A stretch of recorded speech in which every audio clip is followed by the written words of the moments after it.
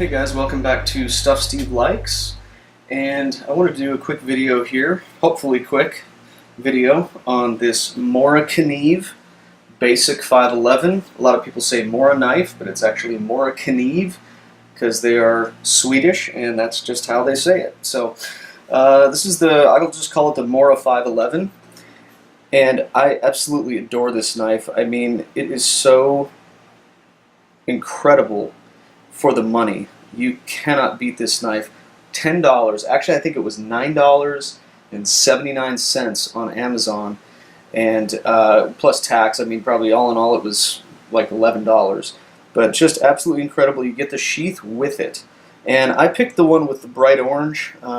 We go camping a lot, and let's face it, if you drop a green-handled knife or brown-handled knife or black-handled knife out in the woods, you're probably going to lose it. So I picked the bright orange. It's kind of a hunter's orange, and let's take a look at it here. This is the sheath that it comes with. It's just a very basic plastic sheath, and has the barcode of the knife on the back and the model. So there's the details there if you want to get all the the part number and SKU number and everything. These are made in Sweden, like I said, and Swedish steel is just excellent. And if you look at the blade here, you'll be able to see that. It says Mora made in Sweden, carbon.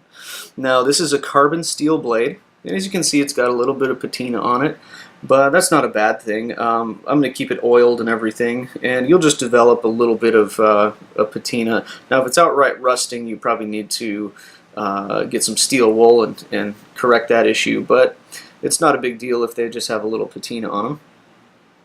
And this is a Scandinavian ground knife. Now just look at the grind here and see how it's all flat, and then at the bottom it kind of takes a sharp contour there. So if you look at it from this side, let's see if I can get that to focus. The other way, there we go.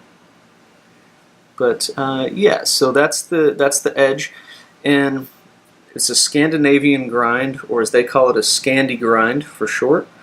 But just a really excellent woods knife, and man, I used it for food prep the other day, and it did a great job too. It's a relatively thin blade, and that's what makes this price point a little bit cheaper than some of their other knives. But even their other knives are super reasonable. You know, for $20 you can get less than $20. You can get this craft line, and this is called the Robust, and I'll do a separate video on this. But this is the Robust, and you can see that's quite a bit thicker blade there, and a little bit broader here. But I mean, that one's not even $20, so they just have an excellent value.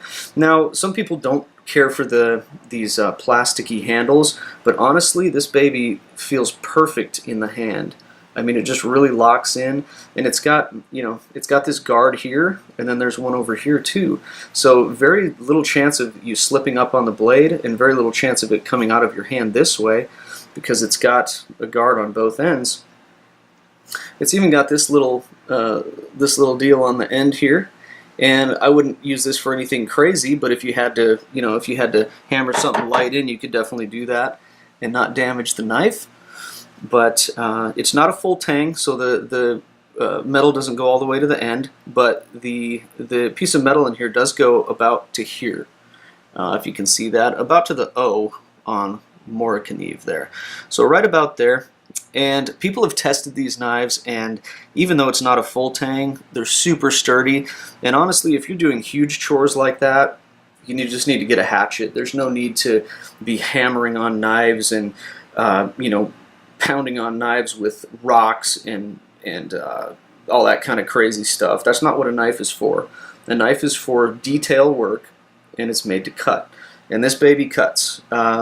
What I use these a lot for, these Mora knives, is to make kindling. Here's a piece of fat wood, and just look at the shavings that I can get on this thing.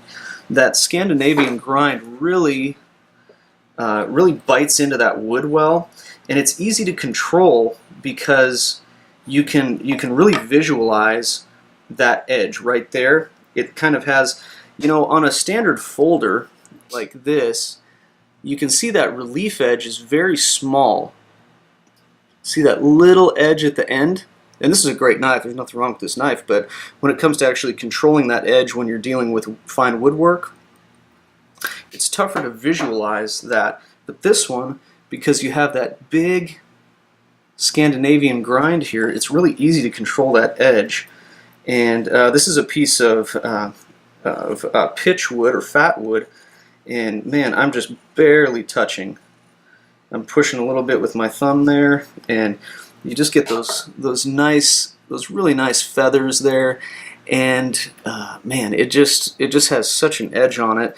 And carbon steel is just that way. Carbon steel takes a finer edge.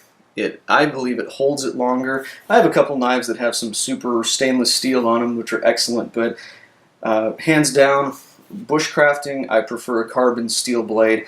It seems like it's easier to sharpen too. Like, it's a really hard steel, but it seems easier to sharpen too for some reason. I don't know, that just might be me, but really nice and sharp. And the fact that it comes with a sheath, I mean, that for $10, that's crazy. And you can shake it out. I will say that's kind of one of the downsides. Is like if you really try to get this out of here, is it will come out. That was the kind of the one bad point I was going to say about this. So you'd never want to hang the knife upside down like this, like on a lanyard or anything, because this baby will shake out. Unfortunately, there's no way to modify this to hold it better, I don't think. But that being a downside is not really a big deal to me, because I always carry my knife vertically like that on my belt. And the belt loop's pretty nice too. Yeah, there's a bunch of cars driving by, sorry about the noise. But the belt loop just hooks in, and then it's got a hook on this side and a hook on this side, and I've never had the thing come out. You know, it's just tensioned plastic basically, and it could possibly break, but I've had this one for a while, and I've had this one even longer. This is my robust here, and I've never had that break. The other thing that's really cool about these sheaths is that they have these little shields on them, if you can see those. Check this out. They actually attach, whoops, I didn't get it to lock on, there we go. And that baby's locked on there, and then you have two attached together. So let's say you had one for fine carving and then heavy duty use, or you want to have a junk blade for kind of hacking and slashing through stuff, and then one that you're really careful with the edge with for fine details. This is a great way to carry them, and I mean, you could carry as many as you want until they hit the ground. But that's a really kind of a really cool, ingenious idea that they didn't have to include on it, but it's just very handy. So that's the basic 511. Again, one last look at it here.